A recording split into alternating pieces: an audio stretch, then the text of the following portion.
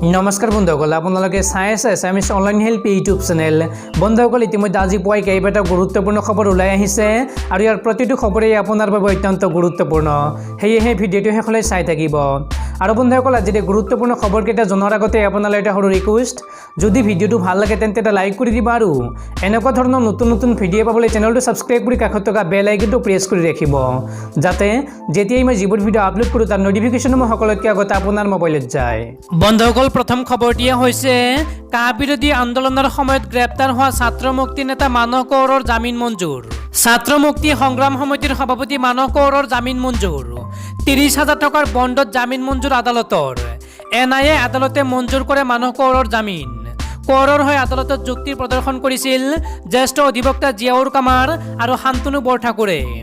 এইফালে অহা 14 জুলাইত একেটা গোচৰতে কৃষক মুক্তি সংগ্ৰাম সমিতিৰ সাধাৰণ সম্পাদক ধৈৰ্য কৌৰ আৰু বিতু সোণোৱালৰ শুনানি অনুষ্ঠিত হ'ব। আনহাতে অহা 16 জুলাইত অখিল গগৈৰ শুনানি অনুষ্ঠিত হ'ব। উল্লেখযোগ্য যে যোৱা 12 ডিচেম্বৰৰ দিনা গ্ৰেপ্তাৰ হোৱাৰ পাছত অখিল গগৈৰ বিৰুদ্ধে ৰুজু হোৱা 13/19 গোচৰতে গ্ৰেপ্তাৰ হৈছিল মানস কৌৰ, ধৈৰ্য কৌৰ আৰু বিতু সোণোৱাল। আৰু তেতিয়াৰ পৰাই গুৱাহাটী কেন্দ্ৰীয় কাৰাগাৰত কাৰাবন্দী হৈ আছিল কৃষক মুক্তিৰ নেতাকেইগৰাকী। বন্ধুসকল, তাৰ পিছত 2 নম্বৰ খবৰটিয়ে হৈছে শিলাদিত্য ৰয়েল বেংগল টাইগাৰ। বিজেপিয়ে চিনিব পৰা নাই শিলাদিত্যৰ গুণ। এইবাৰ শিলাদিত্য দেৱক লৈ বিস্ফোৰক মন্তব্য প্ৰাক্তন সাংসদ তথা কংগ্ৰেছী RP শৰ্মাৰ।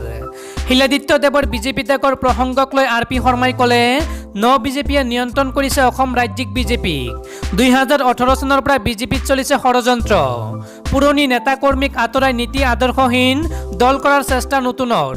প্ৰথমে ৰমেন ডেকা, RP শৰ্মা, তাৰ পিছত এতিয়া শিলাদিত্য দেৱ। এবছৰ পূৰ্বে শিলাদিত্যই এৰিব লাগিছিল দল। হিন্দু বাঙালীক বিজেপিয়ে গুৰুত্ব নিদিয়ে। মাথো এয়াই নহয়, আৰু বহু পুৰণি বিজেপি কৰ্মীয়ে এৰিব লাগিব গেৰুৱা দল। নীতি আদৰ্শত নচলা দলৰ প্ৰতি কোনো সৎ নিষ্ঠাবান লোকৰ আস্থা নাই। আত্ম অহংকাৰত মতলীয়া ৰাজ্যিক বিজেপিৰ নেতৃত্ব। মন্তব্য RP শৰ্মাৰ। বিজেপিক সমালোচনা কৰি প্ৰাক্তন সাংসদগৰাকীয়ে কয় যে নোপোৱাই কল পালে বাকলি সহ খায়। সেয়াই এতিয়া বিজেপিৰ নেতাকৰ্মীৰ আদৰ্শ। শিলাদিত্য দেৱ ৰয়েল বেংগল টাইগাৰ। বহু নেতা পালি নেতাতকৈ দক্ষ সজাৰ বিধায়কগৰাকী। 4টা ভাষাত সম্পূৰ্ণৰূপে জ্ঞান। যিকোনো সমস্যা সহজে ল'ব পাৰে। কিন্তু আত্ম অহংকাৰে খেদি ফুৰা বিজেপিয়ে এনে গুণ চিনিব পৰা নাই। কিন্তু আগন্তুক নিৰ্বাচনত সকলো স্পষ্ট হ'ব। শিলাদিত্যৰ পদত্যাগে 20ৰ পৰা 30% বঙালী ভোট হেৰুৱাব বিজেপিয়ে। বিজেপি ত্যাগ কৰিবলৈ ওলোৱা বিধায়কগৰাকীৰ নতুন দলত যোগদান সন্দৰ্ভত যোগাযোগ অব্যাহত ৰখা বুলি মন্তব্য কৰে RP শৰ্মাই। শিলাদিত্যৰ নতুন ঠিকনা সন্দৰ্ভত অচিৰে স্পষ্ট হ'ব। অৱশ্যে এয়া কংগ্ৰেছ হ'ব নেকি বুলি সাংবাদিকে কৰা প্ৰশ্নৰ উত্তৰত একো নকলে RP শৰ্মাই। বন্ধুসকল, তাৰ পিছত 3 নম্বৰ খবৰটিয়ে হৈছে কৰোনা ভাইৰাছৰ লক্ষণহীন ৰোগীৰ ভিতৰে ভিতৰে সৰ্বনাশ। চিকিৎসকে লক্ষ্য কৰিছে হাওঁফাওঁৰ চৰম ক্ষতি। কৰোনাত আক্ৰান্ত হৈছে অথচ কোনো লক্ষণ নাই। পৰীক্ষাৰ পিছতে ধৰা পৰে শৰীৰত কৰোনা ভাইৰাছৰ উপস্থিতি। হয়তো বহুতেই ভাবি লৈছে যে শাৰীৰিক সাধাৰণ ৰোগ প্ৰতিৰোধ ক্ষমতাৰ ওপৰত নিৰ্ভৰ কৰিয়েই এই যুঁজত জিকি গ'ল। কিন্তু চিকিৎসকে দেখুৱাইছে এই হিচাপ ইমান সহজ নহয়। চীনৰ ইউহান প্ৰদেশত, অৰ্থাৎ য'ত কৰোনাৰ সংক্ৰমণ প্ৰথম আৰম্ভ হৈছিল, সেই প্ৰদেশৰ একাধিক আক্ৰান্ত যাৰ শৰীৰত কৰোনাৰ কোনো চিন মুকাম নাই। আনকি জ্বৰ, উশাহ নিশাহ লোৱাৰ ক্ষেত্ৰতো কোনো কষ্ট নাই। তেওঁলোক সম্পূৰ্ণ সুস্থ নেকি? এই ৰোগীসকলৰ চিকিৎসা কৰিবলৈ গৈ যেতিয়া স্কেন কৰা হ'ল, দেখা গ'ল যে তেওঁলোকৰ হাওঁফাওঁ যথেষ্ট সলনি হৈ পৰিছে। অথচ তেওঁলোকে অসুস্থ অনুভৱ কৰা নাই। যি পৰিস্থিতিত অক্সিজেনৰ অভাৱত অজ্ঞান হৈ পৰিব লাগিছিল, সেই পৰিস্থিতিতো তেওঁলোক সুস্থ হৈ আছে কেনেকৈ? চিকিৎসকসকলে সেই কথা ধৰিব পৰা নাই। তেওঁলোকে এটা কথা স্পষ্ট ৰূপত বুজি উঠিছে যে লক্ষণহীন আক্ৰান্তৰ শৰীৰত লাহে লাহে চৰম ক্ষতি কৰে কৰোনা ভাইৰাছে। তেওঁলোকে বুজিব নোৱাৰে, অথচ শৰীৰৰ প্ৰধান অংগ হাওঁফাওঁৰ চৰম ক্ষতি হৈ যায়। বন্ধুসকল, তাৰ পিছত 4 নম্বৰ খবৰটিয়ে হৈছে বতৰ বিজ্ঞান কেন্দ্ৰৰ আগজাননী। আগন্তুক 48 ঘণ্টাত অসম তথা উত্তৰ পূবত হ'ব মুষলধাৰ বৰষুণ। ৰাজ্যত এতিয়া বানৰ সংহাৰ। উজনি নামনি সৰ্বত্ৰে এতিয়া বিভীষিকাৰ সৃষ্টি কৰিছে বানে। কৰোনা মহামাৰীৰ প্ৰকোপৰ মাজতে বানে জুৰুলা কৰিছে ৰাজ্যবাসীক। উজনি অসমৰ লগতে নামনিৰ বহু জিলা এতিয়া বানৰ কবলত। বিভিন্ন স্থানত মাথাউৰি ভাঙি সৃষ্টি হৈছে মহাপ্লাৱনৰ। নেৰানেপেৰা বৰষুণৰ ফলত ফেনে ফোটোকাৰে বাঢ়িছে ব্ৰহ্মপুত্ৰৰ লগতে নৈ উপনৈসমূহৰ জলপৃষ্ঠ। ইতিমধ্যে ৰাজ্যত চলিত বছৰত বানত মৃত্যু হৈছে 44 জন লোকৰ। অসম তথা উত্তৰ পূবত আগন্তুক 48 ঘণ্টাত হ'ব মুখলধাৰ বৰষুণ। এই সতৰ্কবাণী জাৰি কৰিছে বতৰ বিজ্ঞান বিভাগে। ইতিমধ্যে গুৱাহাটীত বিপদসীমাৰ ওপৰেৰে বৈছে মহাবাহু ব্ৰহ্মপুত্ৰ। ৰাজ্যত আগন্তুক 48 ঘণ্টাত মুখলধাৰ বৰষুণ হ'লে বান পৰিস্থিতিয়ে জটিল ৰূপ ধাৰণ কৰাৰ সম্ভাৱনা আছে। বন্ধুসকল, তাৰ পিছৰ 5 নম্বৰ খবৰটিয়ে হৈছে BTCত অসাংবিধানিক নহয় ৰাজ্যপালৰ শাসন। গুৱাহাটী উচ্চ ন্যায়ালয়ত মুখ থেকেচা BPFৰ। BTCত ৰাজ্যপালৰ শাসনক লৈ গুৱাহাটী উচ্চ ন্যায়ালয়ত লেখ আবেদন কৰি শেষত মুখ থেকেচা খাবলগীয়া হ'ল হাগ্ৰামা মহিলাৰ নেতৃত্বাধীন BPF। উচ্চ ন্যায়ালয়ে খাৰিজ কৰিলে BPFৰ লেখ আবেদন। সোমবাৰে BTCত ৰাজ্যপালৰ শাসনৰ সপক্ষে ৰায়দান কৰে গুৱাহাটী উচ্চ ন্যায়ালয়ে। এই সন্দৰ্ভত জ্যেষ্ঠ অধিবক্তা মানস শৰণীয়াই নিউজ 18ক জনাইছে যে BTCত ৰাজ্যপালৰ শাসন অসাংবিধানিক নহয়। সোমবাৰে এই ৰায়দানে কৰে গুৱাহাটী উচ্চ ন্যায়ালয়ে। BTCত তিনিটাকৈ শাসনকাল চলোৱা হাগ্ৰামা মহিলাৰ নেতৃত্বাধীন BPFে বিগত 29 এপ্ৰিলত উচ্চ ন্যায়ালয়ত দাখিল কৰিছিল লেখ আবেদন। BTCত ৰাজ্যপালৰ শাসনৰ বিৰুদ্ধে গোচৰ তৰাৰ পূৰ্বে অৰ্থাৎ সমগ্ৰ ৰাজ্যত কৰোনা মহামাৰীৰ মহাসংক্ৰমণৰ বাবে লকডাউন ঘোষণা কৰা হৈছিল। ফলত অনিৰ্দিষ্ট কালৰ বাবে বাতিল কৰা হৈছিল BTCৰ পৰিষদীয় নিৰ্বাচন। BPFৰ শাসনৰ ম্যাদ শেষ হোৱাত ৰাজ্যপাল প্ৰফেচৰ জগদীশ মুখীয়ে নিজ হাতলৈ নিছিল BTCৰ শাসনভাৰ। ৰাজ্যপালৰ শাসনৰ বিৰোধিতা কৰি লেখ আবেদন কৰিছিল BPFে। কিন্তু কোকৰাঝাৰ লোকসভা সমষ্টিৰ সাংসদ তথা গণ সুৰক্ষা পাৰ্টিৰ সভাপতি নৱকুমাৰ শৰণীয়ে ৰাজ্যপালৰ শাসনৰ সপক্ষে দাখিল কৰিছিল আন এক লেখ আবেদন। দুয়োখন আবেদনৰ শুনানি 1.5 মাহ গ্ৰহণৰ পিছত সোমবাৰে গুৱাহাটী উচ্চ ন্যায়ালয়ে দিয়ে চূড়ান্ত ৰায়দান।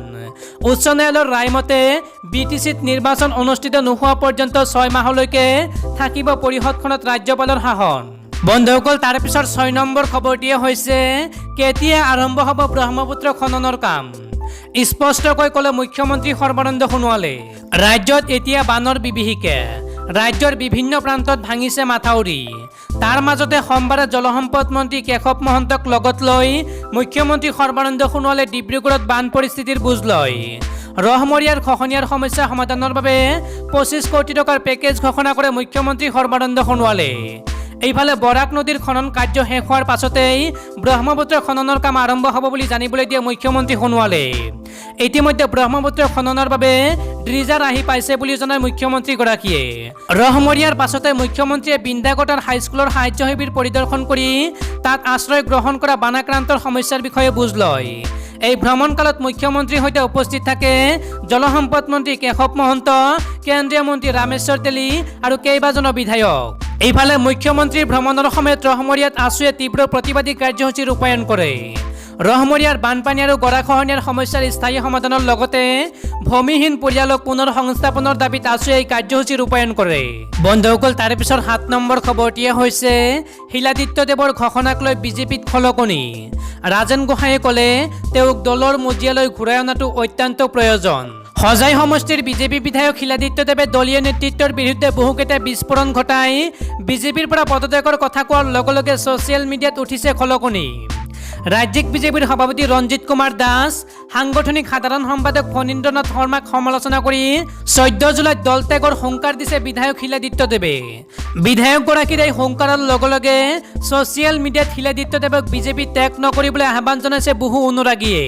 ইয়াৰ মাজতে শিলাদিত্যদেৱৰ ৰাজনৈতিক গুৰু তথা নগাঁৱৰ প্ৰাক্তন সাংসদ ৰাজেন গোহাঁয়ে লিখিছে, মই সামাজিক মাধ্যমৰ যোগেদি দলৰ ৰাজ্যিক নেতৃবৃন্দক নিম্নলিখিত বিষয়টোৰ ওপৰত দলীয় স্বাৰ্থত অৱগত কৰোঁ যে হজাই সমষ্টিৰ বিধায়ক শ্ৰী শিলাদিত্যদেৱে দলৰ পৰা অব্যাহতি ঘোষণা কৰাটো দলৰ বাবে অত্যন্ত দুখৰ বিষয়। মই ৰাজ্যিক নেতৃত্বক অনুৰোধ জনাওঁ যে এই বিষয়টো সহজভাৱে নলয় অতি গুৰুত্ব সহকাৰে বিষয়টো পৰ্যালোচনা কৰি তেখেতক দলৰ মজিয়ালৈ ঘূৰাই অনাটো নিতান্ত প্ৰয়োজনীয়। তেখেতৰ নিচিনা এক বলিষ্ঠ বিধায়ক 2021 চনৰ নিৰ্বাচনৰ আগমুহূৰ্তত দল ত্যাগ কৰাটো দলৰ বাবে এক অশনি সংকেত। আগলৈ ই দলৰ বাবে খহনীয়াৰ ৰূপ ধাৰণ কৰিব পাৰে।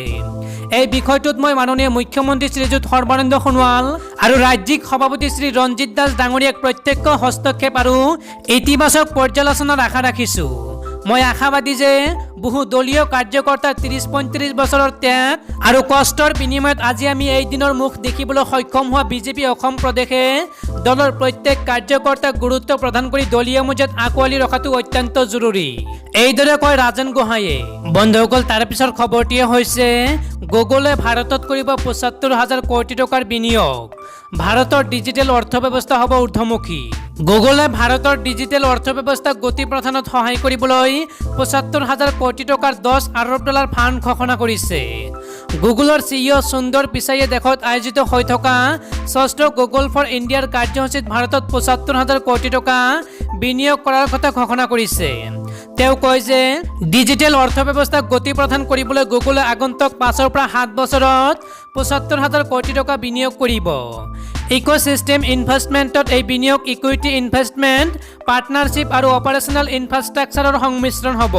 যোৱা কিছু বছৰৰ পৰা মোবাইল মেনুফেকচাৰিঙৰ সৈতে আমি অংশীদাৰিত্ব কৰিছোঁ আৰু সস্তা দামত মোবাইল ফোন দিবলৈ কাম কৰি আছোঁ গুগল মাই বিজনেছ 26 মিলিয়ন ডিজিটাইজড হৈছে 3 মিলিয়নে গুগল পে ব্যৱহাৰ কৰে জিএছটি আৰু ভাৰতৰ ডিজিটেল ইনফ্ৰাষ্ট্ৰাকচাৰত গুগলৰ গুৰুত্বপূৰ্ণ ভূমিকা জিএছটি আৰু ভাৰতৰ ডিজিটেল ইনফ্ৰাষ্ট্ৰাকচাৰত গুগলে গুৰুত্বপূৰ্ণ ভূমিকা লৈ আহিছে হেল্থ আৰু এগ্ৰিকালচাৰৰ কাৰণে আৰ্টিফিচিয়েল ভূমিকা যথেষ্ট গুৰুত্বপূৰ্ণ বানৰ দৰে বিপদৰ সময়ত গুগলে সেৱা আগবঢ়াইছে লগতে ভাৰতীয় ভাষা ডিজিটাইজ কৰাৰ ক্ষেত্ৰতো গুগলে কাম কৰিছে ইণ্ডিয়াৰ এপ ইকনমি যথেষ্ট বাঢ়িছে আমি কেৱল এপ ডাউনলোড কৰোঁতে নহয় আপলোড কৰাৰ ক্ষেত্ৰতো আগবাঢ়িম গুগলে ভাৰতৰ ডিজিটেল ভিলেজক লৈ তীব্ৰ গতিৰে কাম কৰিছে